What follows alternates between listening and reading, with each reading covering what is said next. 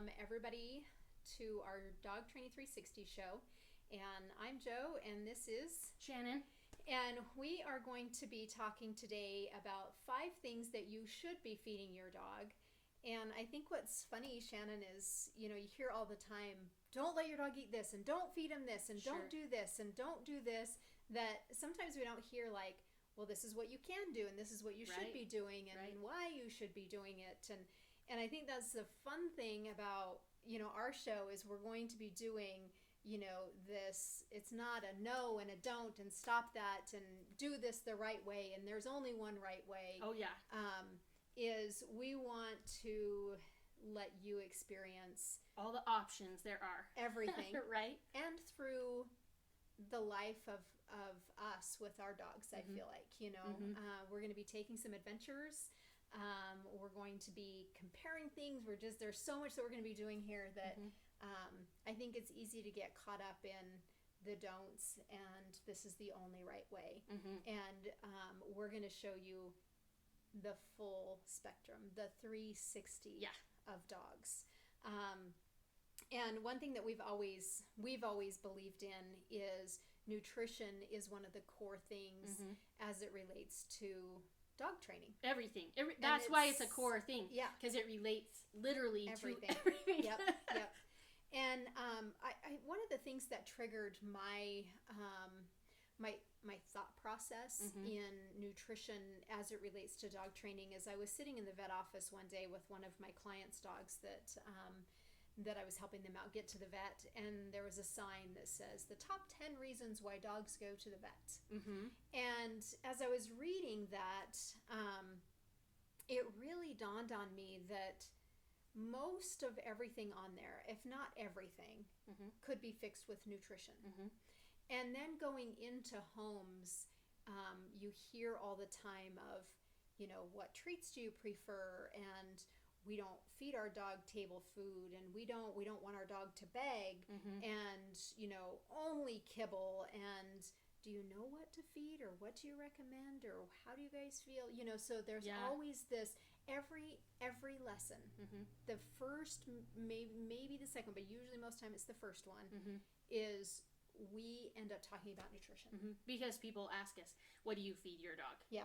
They don't really ask, what do you think is the best thing? No. Or sometimes they don't even tell you, this is what we're feeding. Yeah. They say, what do you feed your dog? Yeah. Because we're the expert on dogs, which we love. We want you to know that we have expert information, and we want to share it with you so that you have it too. Yeah. But that's what they ask. What do you feed your dog? Every time. Yeah. Yeah. And then the second question is, well, we have treats, but, what are the best treats? What do you recommend? Or what kind of treats do you want us to get? Like chicken or ham out of the fridge? Or do you want like their dog food? Or do you want, these treats that we have? And so, my response to that is, well, treats are like getting a bag of cookies. There's not really any treat out there that I could honestly say, like, processed treat that you go buy that's good. There's better, but it's kind of like Oreos are vegan. Is that better than just regular Oreo? Right, or all Oreos are vegan. Yeah, so but it doesn't make them better cookie. Better than Chips Milano Ahoy. cookies. Right, exactly. So treats are like cookies, if you will, or a Kit Kat or something. And so it's something that I'm passionate about, and I feel like there's 5 things that people can be feeding their dogs that they don't really know or feel knowledgeable with. And so they don't know about it. Yeah. But makes a really big difference in the health of your dog if you do take the time to feed them. Yeah. The other thing that I find is people enjoy preparing their dog's food to some extent. Sure. Like, it feels weird just to put kibble in a bowl and put it down. Sure. They want to add some things. And so the industry as a whole has these things you called add. toppers. Yeah. Right? Yeah, absolutely. And so... which started a long time ago with just like gravy. Yes. That was the first one that came out like a long time ago. Right. That was the first topper. Just gravy, right? Yeah. So the first thing that I always tell everybody is raw, meaty bones.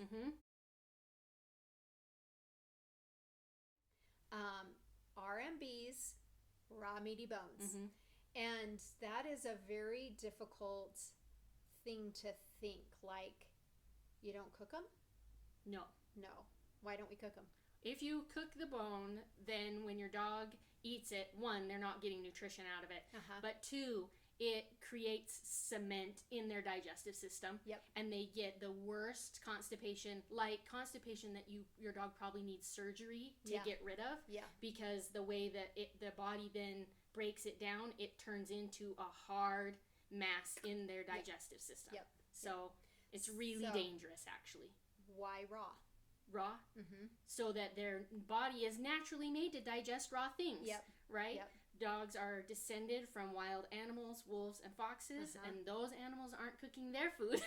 They're eating it raw. So their digestive system is genetically comes from that. So it's naturally made to digest things and get nutrition from things that are raw. And with the raw bones, they don't break down. They don't splinter. No. So they're wearing the bones down into pieces that then pass through naturally and don't clump in a big clump. Right. Because the bone just starts to break down in their system because it's got moisture to it. Why, if and then we go on to the meaty part. Sure. Because you can go to the pet store, you can go to Petco and PetSmart and find these nice cleaned off bones, processed bones, if you will. And what's important about the meaty part of it? The meaty part, it has nutrients in it. I mean, we are wanting the dog, everything that we feed our dog, we should think like, what's the purpose? Like, why are we feeding it to them? Right? And so would you rather feed your dog a bone that has nothing on it? Or would you rather feed him a bone that has like the bone marrow, which is usually the first part of the bone that the dogs eat? When they break the bones open and eat the marrow because it's so nutrient dense. Bones that are cleaned out isn't going to have that marrow. And then the other just little bits, Fatty there might be stuff. like collagen kind of things, the collagen that's in the joints that makes them move smoothly. It is good for their coat and their hair and their the matrix of their skin. All of these parts they can get nutrition from if you allow them to eat it. And so, yes, raw. And can they have raw chicken bones? I don't. All poultry bones splinter, to my knowledge.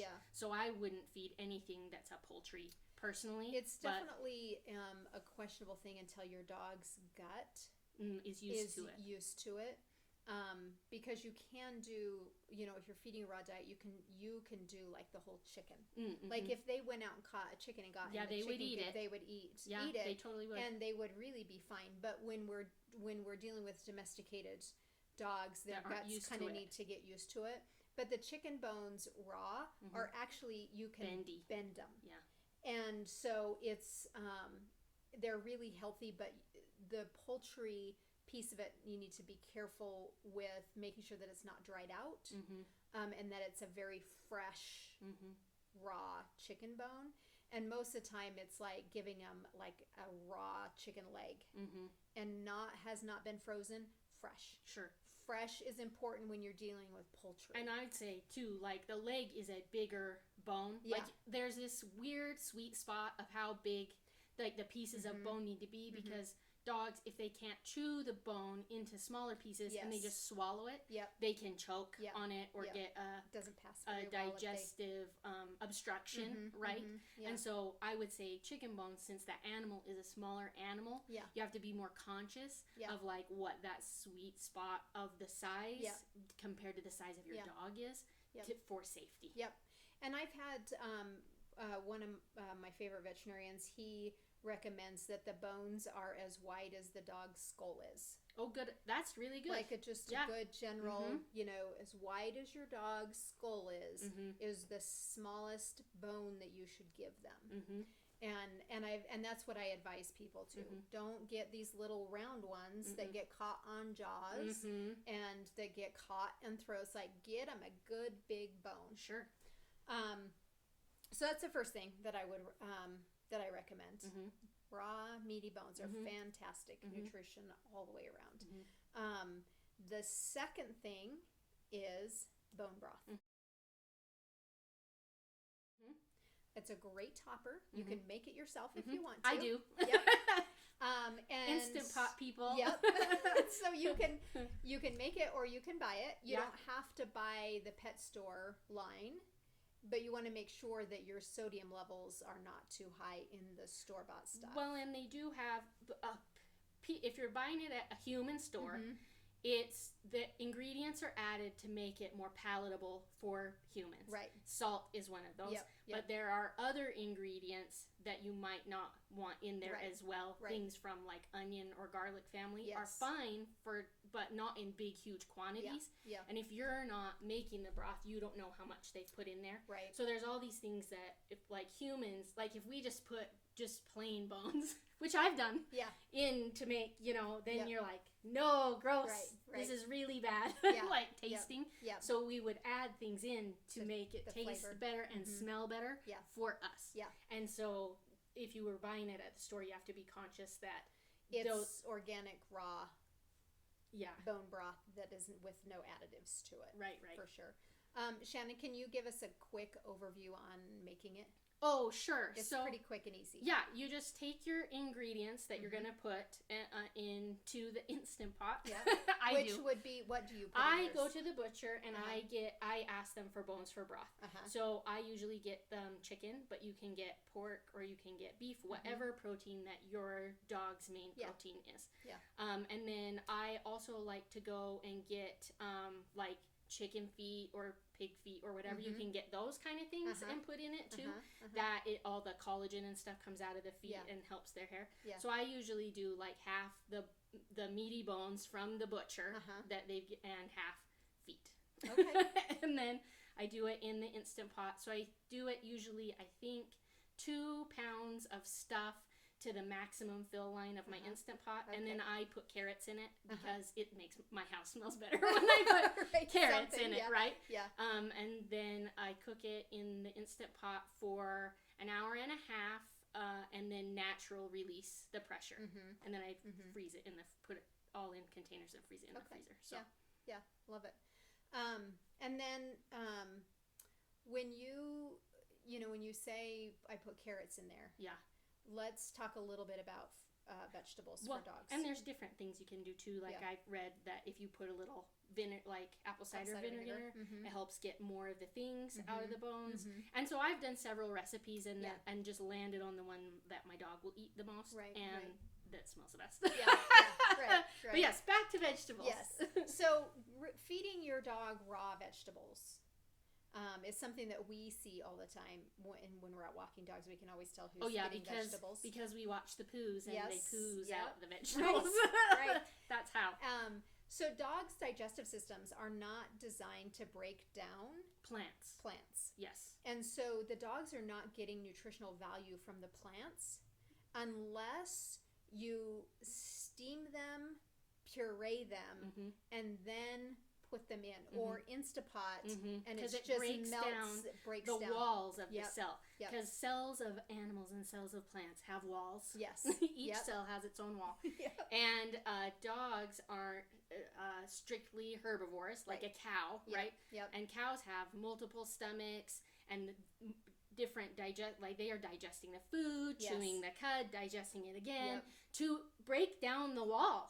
They're tough. And dogs just eating a one-time through carrot, their digestive system is not equipped to break down the cells. But if you cook it in Instant Pot and puree it, then you have started to break down this walls for them, so then they can get nutrients when it goes through their digestive system. And one thing that I have learned in just nutrition in general is there's a lot of really good books out there on nutrition, on dog nutrition, and there's a lot of novelty or fun feeling books with recipes. Sure. And I have found that there's a fair amount that are just like broccoli and carrots, but they just like put it in. Sure. They don't talk about pureeing them. They don't talk about breaking down that process. So I think it's important to understand that what you're feeding, they're getting nutritional value from, and that's how your dog gets nutritional value from vegetables. Well, and like the reason why we're doing the broth of the bones, we're getting the nutrition from the bones without giving the dog the bone. Right? Yep. So Yep. So meaty bones, raw meaty bones, broth, and my top three, and we'll do the five. Okay. Is organic, organic raw goat's milk. Okay. Organic to me is just, it's not pasteurized or any of that. It's raw. Yeah. And most of your goat dairies will have like some kind of, they're not supplementing, if you will. They're not adding in like extra vitamin fortifying. Yeah. Yes. And I think organics use a whole lot in a lot of different words, but for us, we have a local goat dairy here. Yep. That we can go get milk from, and it is raw. It's very affordable, and they do sell goat's milk in pet stores, in your higher end pet stores, not PetSmarts and Petco's or anything like that, but in your higher end pet stores, and it is fairly expensive. Oh, sure.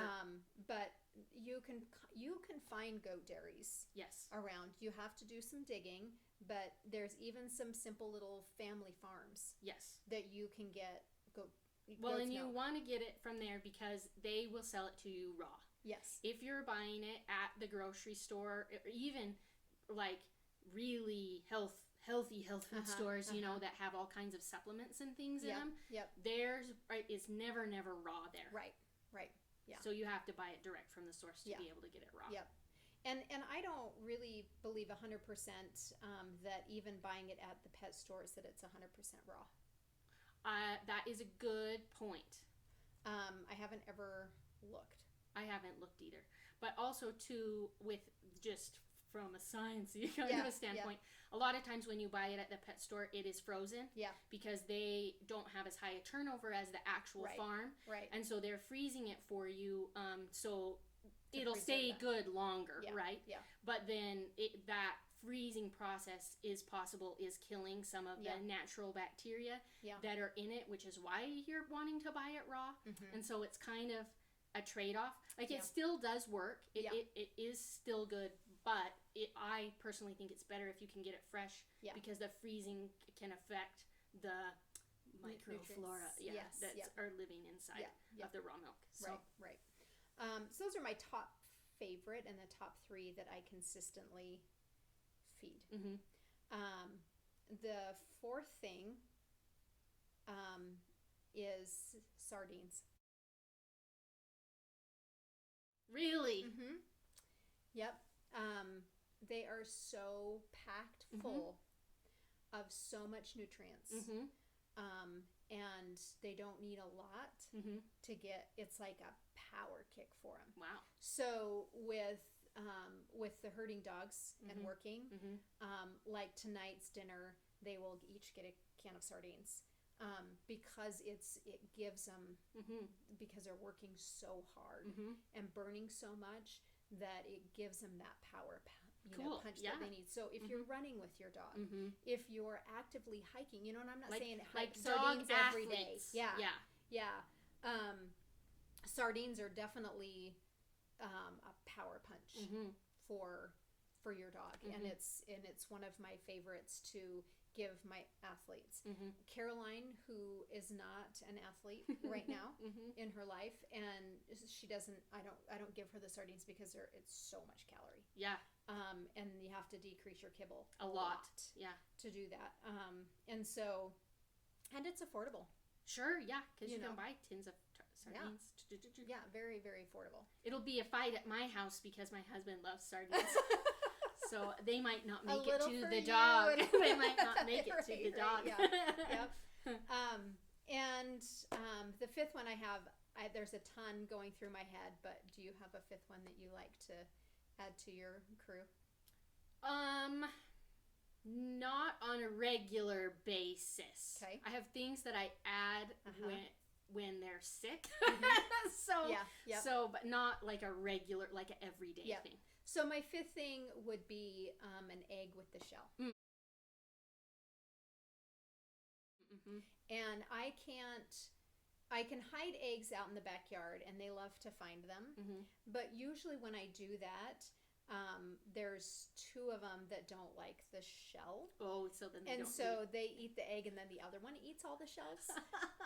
And so when I put it in their food, I crunch up the shells really good and mix it all in, and then they'll eat it just fine. But they will clean. If I don't break it up, they clean those shells out nicely, and then they leave little shells in there in their dishes. So eggs, not all dogs necessarily will just crunch down on the shells, because they're a conundrum of texture for a dog.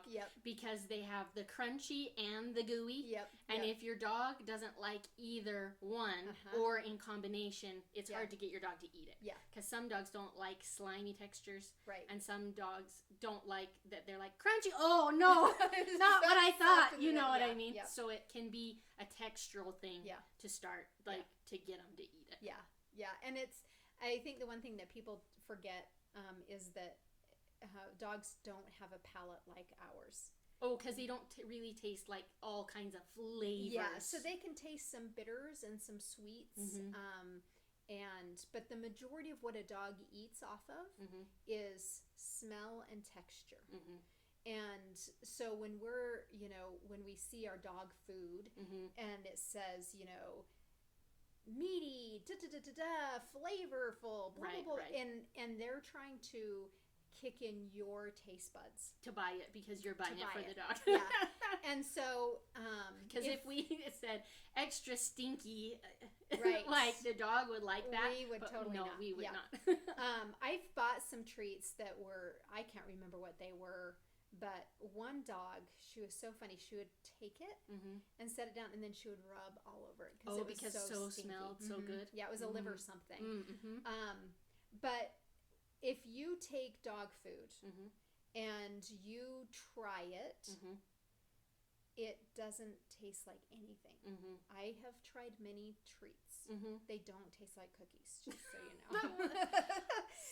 we should do that on one of our side story. The human thing to me that is the most like dog food is they used to have that Captain Crunch peanut butter round.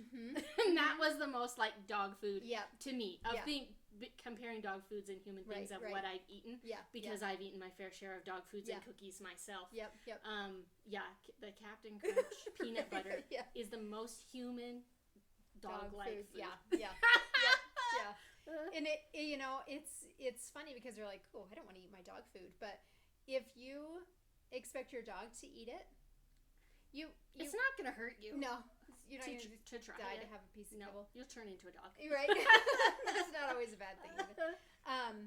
Kids, Cheyenne would eat dog food all the time. Oh yeah. She'd get in the dog and it's like, she doesn't know what she's tasting at that point. She's a little crawling around, and just putting stuff in their mouth. It's food. She'd just be sucking on dog's food. Food. I'm like, what do you have in your mouth? And you'd pop out kibble, So, but everything that you see is about marketing and to activate our taste buds to purchase it for our dogs. And you have to remember that looking at the ingredients, and if the ingredients, if you don't know what they are, then you should think about not purchasing. But if you're whatever kibble you're feeding, you can add these great things in to your dog's diet that will help those little things, those little toppers. Oh yeah, it adds a lot of nutrition. That you can make sure you're counting calories, make sure that you understand your calories of your kibble, and you're decreasing your kibble calorie when you increase your calorie of toppers. But it's really not that expensive to add these things to help a little bit. Oh, well, like with your dog's from the nutrition. broth standpoint, like since we say I make that myself, Yeah, I think it's like to maybe maximum $2 for a pound of those bones. Yeah. and if you do 2 instant pots, it's like over a month's worth of broth. So it's $4 right, maybe a month to add that to your diet. Right. And that's cheap. Yeah. Compared to dog food in general. Absolutely. And bone broth is so healthy. Yep. So healthy for them. Everything about it is fantastic. So there's ways to feed your dog in an affordable way, or add things to your dog's food where you're decreasing your kibble, which will also help on the budget. That you're not feeding so much kibble. And you don't have to scoop as much poop. And you don't have to scoop as much poop in this. That is a happy, good thing. And so as you watch this and you kind of get into it with us and get into nutrition you can go into all kinds of rabbit holes and find all kinds of opinions. And the one thing that we stand firm on is whatever you feed, make sure you understand how to feed it and also what the nutritional purpose is that your dog's going to get. You can give them a piece of broccoli, but they are not going to get the nutrition that we would get from broccoli. You need to prepare it so there is purpose to it. And so we're not saying don't feed or do feed, or we're against this or for this. If you have a question, write us a comment below, and we're happy to answer your questions. If there's a video that you guys want us to do or want us to talk about, go ahead and send us a comment, and we're happy to do it. And we have an online dog training platform, dogtraining360.com. And on there is all kinds of training videos, but we also do webinars regularly that we will get in depth about nutrition and really talk about what things are and how they work in your dog, so that you understand how to read a label, that it's not just kicking in your taste buds. We'll compare some main foods, some high-end foods and some low-end foods on the webinar, and that's all access to you when you sign up for our online dog training platform at Dog Training 360.